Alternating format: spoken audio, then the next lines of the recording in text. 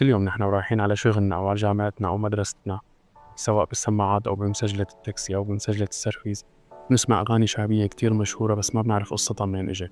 على سبيل المثال غنية عالروزنة، بتعرف إنه هي مو بس مجرد طرب، هي حكاية مجاعة وحروب ومروءة قلب تاريخ الشام. بتبلش حكايتنا بالحرب العالمية الأولى، وقت العثمانيين أنشأوا سفر برلك وأخذوا كل الشباب قادرين يحاربوا من الشام ومن لبنان، وصادروا كل محاصيل بلاد الشام.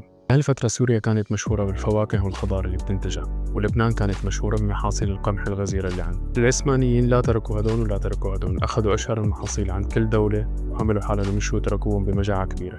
بهديك الفترة أهل لبنان استنجدوا بإيطاليا. إيطاليا كانت ما داخلة طرف لسه بالحرب، وإيطاليا بوقتها بعتت سفينة اسمها روزانا.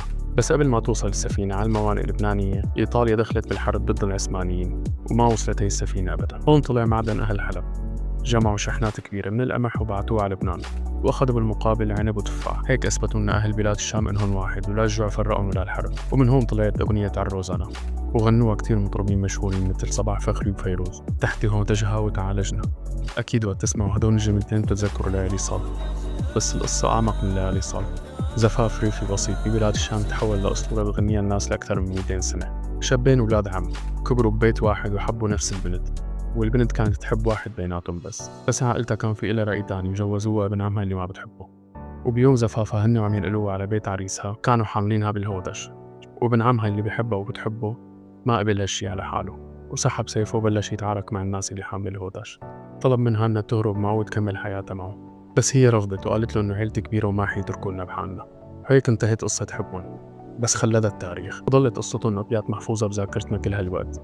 أكيد ما بتحلى سهرتنا بالشام إذا ما سمعنا صباح فخري وأديب التاريخ، ولسه أحلى من هيك إذا كنا عم نسمع كل المليحة في الخمار الأسود. قصة هالأبيات اللي تحولت لغنية من أحلى القصص. تاجر من الحجاز راح على الكوفة وكان بيبيع خمارات نسائي، وقف قدام جامع وبلش يبيعهم، باعت معه كل الألوان إلا اللون الأسود. التاجر فكر بحيل كثير لحتى يبيعهم بس ما كان يلاقي. كان موجود بهذا الجامع شاعر اسمه ربيعة ابن عامر، وكان معتزل وزاهد بالحياة ومقضي حياته بالجامع بس. التاجر طلب منه انه يساعده ببيع هدول الخمارات السود.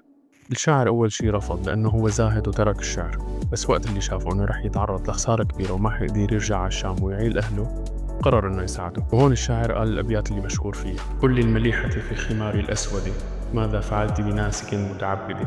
قد كان شمر للصلاة ثيابه حتى وقفت له بباب المسجد. ردي عليه صلاته وصيامه، لا تقتليه بحق دين محمد. الأبيات انتشرت بالكوفة مثل النار بالهشيم. كل صار يحكي إنه ربيعة بن عامر ترك الزهد تبعه ورجع للشعر واللهو.